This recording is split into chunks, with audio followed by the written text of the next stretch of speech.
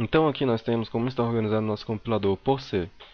Nós temos a pasta de exemplos, no qual contém código-fonte em Gportugal, que pode ser executado pelo compilador.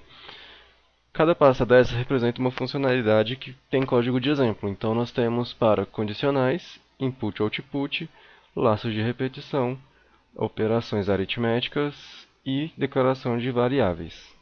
Aqui nós temos nosso pacote lib, no qual contém todo o código-fonte C que foi usado pelo compilador. Dentro do pacote lib, nós temos nossa tabela de símbolo, que é uma árvore binária. Aqui nós temos algoritmos de inserção e busca, os nós da árvore e o dado que vai ter cada nó da árvore. A estrutura de dados escolhida para a tabela de símbolos foi uma árvore binária, porque no melhor caso, a cada nó percorrido você elimina metade das possibilidades, se a árvore estiver totalmente balanceada. Caso contrário, a complexidade de busca pode ser dada em O de n, ou seja, ela vai percorrer um nó por vez para encontrar o valor desejado. Assim, a gente fez nossa escolha da tabela de símbolos. Além da tabela de símbolos, nós temos também os templates, que são as funções de escrita em arquivo, transformações de tipos e verificações de tipos. Nós também temos a pasta útil, no qual contém todo o código-fonte C auxiliar que foi utilizado pelo nosso compilador. E aqui nós temos nosso pacote de testes, no qual foram feitos testes de unidade para garantir que os principais métodos feitos em C do nosso compilador funcionem. Então nós testamos principalmente os nós da árvore, os métodos de inserção e busca, a transformação de tipo, a tradução e os testes para variáveis da nossa estrutura de dados utilizada. Vamos falar agora de dois principais arquivos. O primeiro deles será o lexical.l. No lexical.l a gente define as regras léxicas do nosso compilador. Por exemplo, vamos detectar os dígitos, que serão números de 0 a 9. A partir desse dígito, a gente pode determinar um ou mais dígitos como sendo um inteiro. E a composição do inteiro, seguido de um ponto e mais um inteiro, para compor um real. Assim, a gente determina que, vindo do código-fonte GPT, a gente retorna um token identificador para ser utilizado pelas regras sintáticas. As regras sintáticas citadas anteriormente estão no arquivo sintática.y. Esse arquivo define todas as regras sintáticas do compilador. Então aqui nós temos o token enquanto, o token faça, o token fim enquanto. Também nós temos aqui código-fonte C. No caso, nós temos código-fonte para fazer incremento em variáveis e escrita em arquivo. Nós também temos código-fonte C para fazer verificações de tipo. Dentro de uma regra sintática, além de identificador de tokens e código-fonte C, nós também podemos fazer chamadas de função para outras regras sintáticas, como por exemplo o conditional. Caso caia nessa regra de enquanto, ele executará todos esses procedimentos. Caso o token identificado não seja enquanto, ele poderá vir para essa segunda regra aqui. E assim é que é determinado todas as regras sintáticas para o nosso compilador. Bom, agora que vimos como o nosso compilador está construído, vamos mostrá-lo funcionando. Primeiro, vamos simplesmente executar a lib de testes, certo? Então a gente dá um make no libtestes e em seguida a gente executa os testes. E aqui a gente pode perceber que todos os testes estão passando. Bom, agora vamos mostrar aqui a execução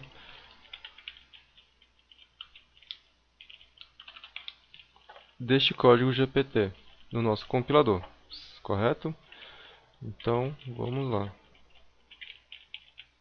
Exemplos.io e idade GPT. Bom, ele gerou o código-fonte com o mesmo nome do algoritmo. Então, a gente agora vai compilar, vai mostrar o resultado do código gerado, que foi o exemplo.c. E está aqui o código-fonte que ele gerou. Vamos agora compilar com o GCC para ver o código-fonte gerado funcionando. Ele compilou e agora vamos executá-lo. Digitar meu nome aqui e minha idade. E ele executou corretamente. A primeira parte que a gente vai falar é a respeito da metodologia. A gente se baseou nos princípios ágeis para definir uma metodologia em que a gente pegou pontos do XP, assim como do Scrum, e a gente definia as sprints. Em cada sprint a gente definia os milestones, que seriam os pontos de entrega que a gente ia fazendo com base nas funcionalidades que a gente ia levantando. E junto com isso a gente conseguiu se autogerenciar, né? Porque a gente percebia quais eram as atividades que a gente ia ter que fazer, ia lá e planejava e lá e fazia. Aí, muito que a gente utilizou no começo da metodologia era o pareamento. Aí, com a base no pareamento, a gente usou muito para aprender a funcionalidade. Um estudava uma parte, o outro estudava outra. Aí, no começo que a gente conseguiu levantar na disciplina, a gente conseguiu nivelar o conhecimento de forma muito rápida. Com o passar do tempo, quando a gente percebeu que a gente conseguiria fazer mais coisas do que a gente começou a fazer, que a gente aprendeu a ferramenta, a gente começou a colocar mais coisas, mais lições durante a sprint. E também com um pouco de agonia da gente, a gente fazia muita coisa em casa também, que não era só durante as aulas. Conseguiu desenvolver muito e também adiantar outras coisas, tanto que a gente conseguiu até entregar testes, a gente fez testes, também fez matrizes e também vetores, também mexeu um pouco com tradução, como que o nosso foco é educacional e para português a gente deixou tudo traduzido. Gerou uma consequência, que foi a desordem a respeito dos exemplos, um pouco de desorganização no código também, que a gente teve que investir uma sprint para resolver esse probleminha, que foi mais um ponto extra da nossa equipe, que a gente conseguiu ver essa parte, como o Bessan falou, a respeito da equipe autogerenciável. E como a gente percebeu também que assim, a gente sempre deixava muita bagunça por desenvolver muita coisa, no começo de cada sprint a gente pegava um pouco e ia fazendo refatoração de código. E isso era durante quase todo o nosso projeto, a gente refatorou o código. Parte dessa refatoração, na verdade, foi gerada por falta de conhecimento. À medida que a equipe estava começando a aprender e entender o código, ele começava a perceber coisas que deixavam errado. E por isso foi importante a questão do versioramento, que a gente usou a ferramenta do Git, no qual a gente conseguia ter controle de versão do que tinha feito, do que evoluiu e do que mudou. E aí como é que a gente separou? A gente separou, pegou o semestre, dividiu em sprints, e aí para cada sprint a gente criava uma branch nessa ferramenta do Git. Então todo o código ali que a gente tinha feito até a primeira sprint estava lá. E muitas vezes a gente pegava aquela parte do código, refatorava e jogava para a sprint 2. E assim a gente foi fazendo até o final. E vale atentar que, como num sprint a gente poderia mexer com vários assuntos, a gente criava branches dentro da branch que era, por exemplo, sprint 1. Aí na sprint 1 a gente criava uma branch, aí que podia ser loop e também condição. Aí a gente ia trabalhando em duas coisas em paralelo e depois subia tudo para sprint 1. E fazer o mesh das E fazia o mesh.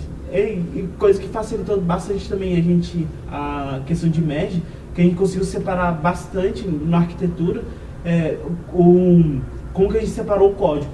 Então a gente criou várias pastas para tanto como a árvore que a gente usou, a árvore binária, a estrutura de dados, o que a gente fazia em código em C, de teste, a gente separou tudo para facilitar na hora de mejar as branches. Agora a gente vai falar um pouco de cada experiência, assim, o que cada um obteve ao longo da disciplina. Você quer começar aí? Não, foi de boa.